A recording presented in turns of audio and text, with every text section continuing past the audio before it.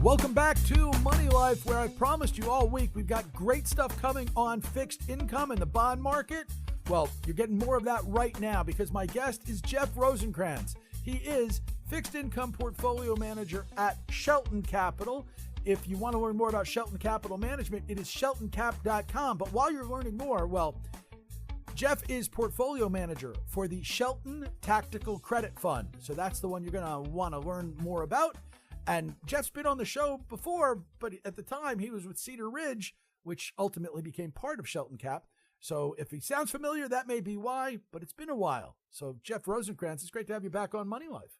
Great to be back with you. Thanks for having me. Like I said, we've got a week where we have a number of guests talking about fixed income market and giving their outlook. So let's start with your base case. I mean, every fixed income manager I know kind of says, well, here's what we're baking into the cake.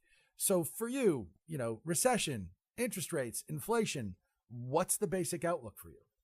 It's going to drive performance for sure, and so it's super important. Rates have certainly come down quite a bit lately, and a lot of that is warranted. We think that maybe they've come a little bit too far too fast, so look for them to be in a range. So, for example, the 10-year sitting just below 3.5%.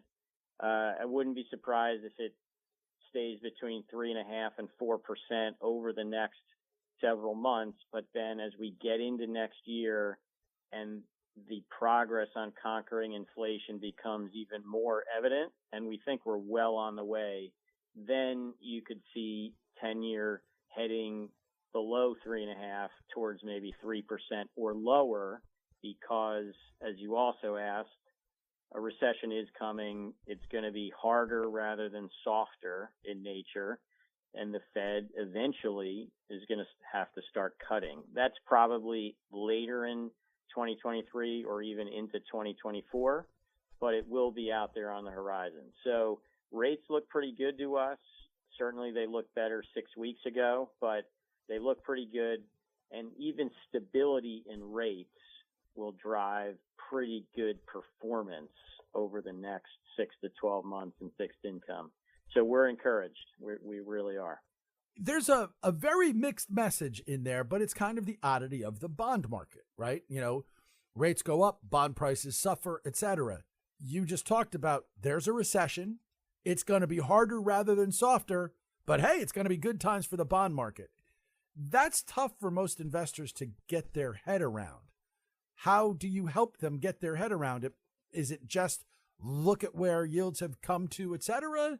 Or is it look at the spread between inflation and where yields are getting so that you're not just going, hey, I've got a losing parking place?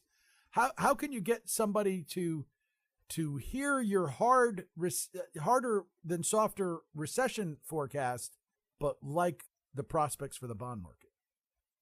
Sure, and it is a little bit tough to understand conceptually, but if you think about a bond as a loan, you need to make sure that you're lending money to the right kinds of borrowers. So I don't mean to suggest that all bonds are great in a hard recession. So what we're doing in our portfolios is moving up in quality so that the people we're essentially lending money to, or the issuers, will be resilient through an economic downturn.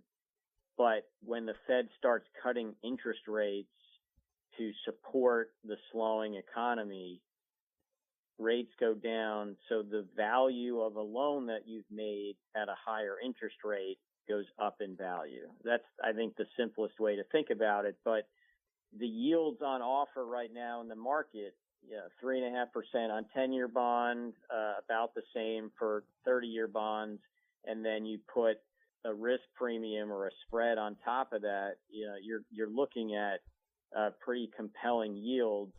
And if the alternative to that is commodities or equities or other risk assets that will have a tougher time in a recession, then things look even better on a relative basis.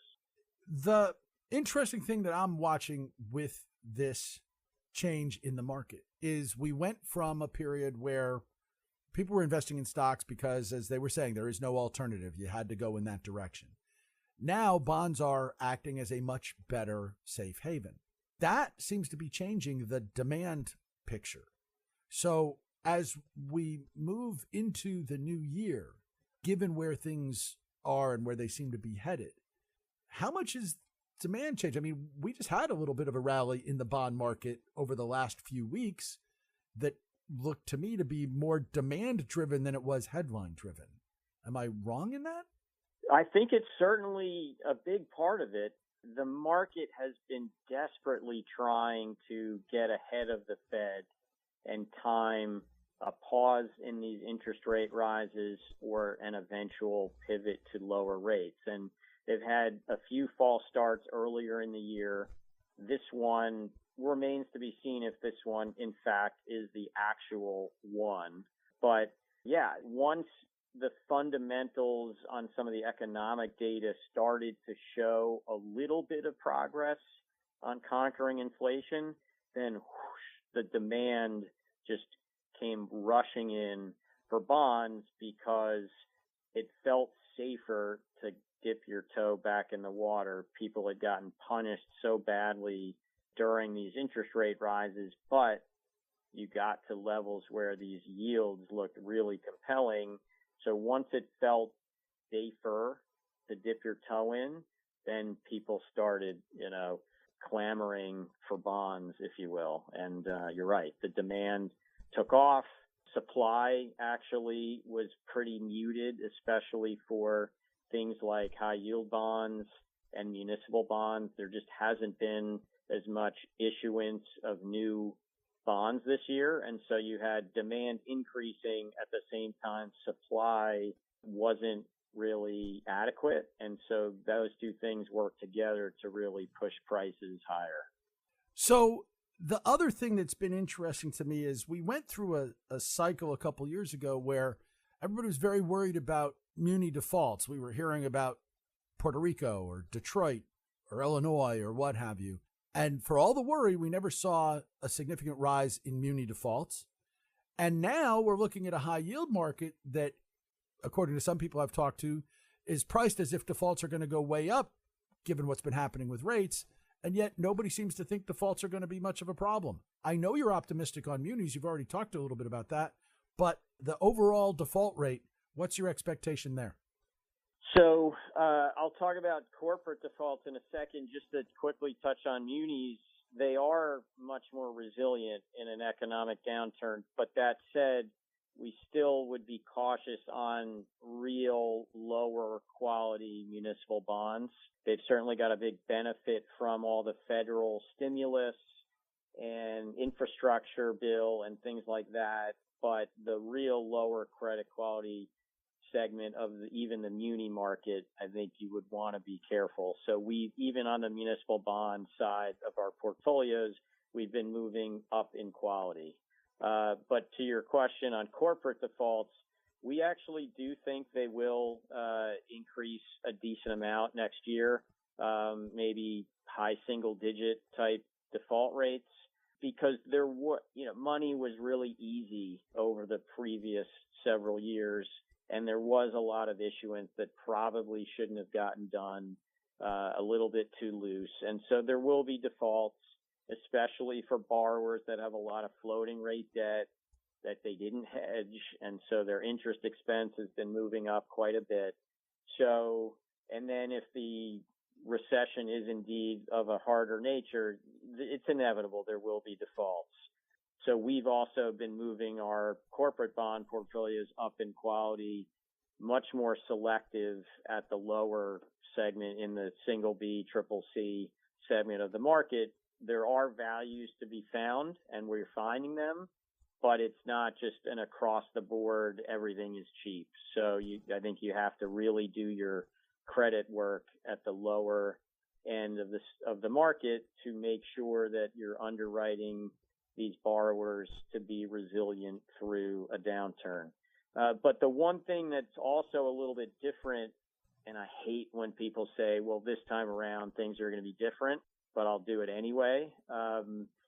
Dollar prices of a lot of bonds are low because they were issued when interest rates were low, so they have low coupon rates, and as interest rates increased, their prices went way down. And it's a bit of an unusual phenomenon. So you have high quality borrowers or even medium quality borrowers with bonds trading 70, 75, 80 cents on the dollar already. So even if you do get some more defaults, a lot of these bonds are already trading at a pretty big dollar price discount. So they just don't have quite as much room to fall, even if they get in distress. And so, default people that model high yield bonds model frequency of default and then severity of losses if they default. And so frequency is going to pick up, but severity might not be quite as bad because you're already starting from lower dollar prices than you normally are entering a recession. Does that make sense? Yeah, it does. I mean, that's that benefit of, if you're looking at high yield bonds and you're seeing that they're kind of priced as if defaults are going to be closer to 10% or what have you, that actually makes them something of a bargain right now. That's that case that we've now heard from a couple of different bond fund managers. But what does that mean in terms of corporates, and not just high yields, but in terms of corporates, in terms of areas that you want to go and areas that you don't want to go? Because I know you approach bonds very tactically and very much sort of the way, an equity specialist might go, hey, I want to be in these sectors and I don't want to be in those sectors. So given that, hey, let's take the overlay on what industries might have troubles and where you could find higher or lower default rates, what are you moving towards and what are you moving away from? Sure. No, I think that's absolutely right. Our portfolios are much more tactical. They're not index funds where we have to own everything. And that allows us the ability to, as you mentioned, overweight certain sectors or industries that we like and underweight or even avoid completely industries or sectors that we think are going to be challenged. So places that we think are going to be more resilient or areas that we do like, food and beverage tends to be more defensive. Agribusiness, so companies that feed into the agriculture sector, we think is the ag cycle, we think has quite a bit more room to run. So companies that, are involved in that space, consumer staples, certain consumer discretionary businesses where you have a really strong market position that's defensible, where you'll have pricing power and the like, even in a recession. So it's more selective, but there are some opportunities there. We like the aircraft leasing space right now quite a bit. We think Boeing and Airbus have been really challenged to deliver new airplanes over the last several years with all their supply chain problems. So there's really a scarcity of new aircraft, and values are getting pushed higher from that supply-demand squeeze. So we think that space is pretty attractive as well. Certain pockets of the energy space, energy overall is pretty fully valued, but there are some subsectors there that do make sense. So those are some examples where we do think it's okay to be lending money, so to speak, to companies in those industries. It's interesting. You talk about liking the airline manufacturers, but I know from seeing some other things that you guys have done that you're not a big fan of the airlines themselves, right? Yeah, no, that's absolutely right. And just to be clear, we like the aircraft lessors, so not Boeing and Airbus, but companies that lease airplanes to the airlines. And it's mainly just, we think asset values are going to be strong and that supply-demand imbalance will keep them strong. But yes, on the airline side, their two largest costs are labor and fuel, and both of them are going substantially higher. Labor, there's a shortage of pilots, a ton of retirements over the last several years. That backlog is going to take several years to fill.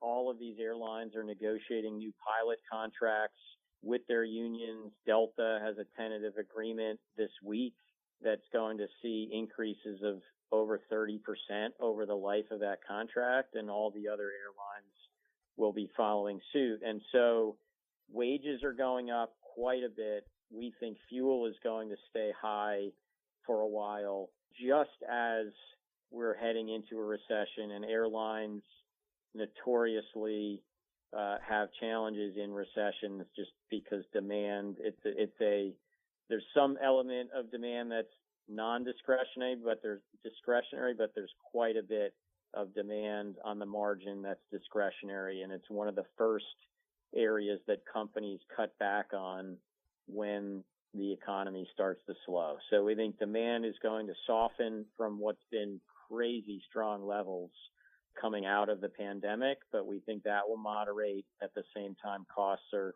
going up. So we think the airlines will be challenged over the next 6 to 12 months. And quickly, what are the other areas that you think will be particularly challenged? Sure. So other areas of consumer discretionary where they won't be as resilient in a recession, there are a bunch of companies or industries that disproportionately benefited during either the pandemic or the recovery out of the pandemic that could, see a give back of some of that pent up demand. We're cautious about a lot of areas of telecom. The disruption from the decline in linear TV and the prevalence of streaming is wreaking havoc on a lot of different areas of telecom. And then, there's this massive investment cycle in fiber build-outs that's just requiring huge amounts of capital with uncertain return on investment. And it's really not ideal to be a company that's going to need a bunch of capital markets access heading into a time of tightening financial conditions or a recession. So we're pretty cautious on a lot of areas of telecom as well. Well, Jeff, this has been great. I really appreciate the time. Let's chat again in 2023, see how it's all playing out. Love to. Thanks so much for having me. That's Jeff Rosenkranz. He's fixed income portfolio manager at Shelton Capital Management, portfolio manager for Shelton's Tactical Credit Fund. You can learn more at sheltoncap.com.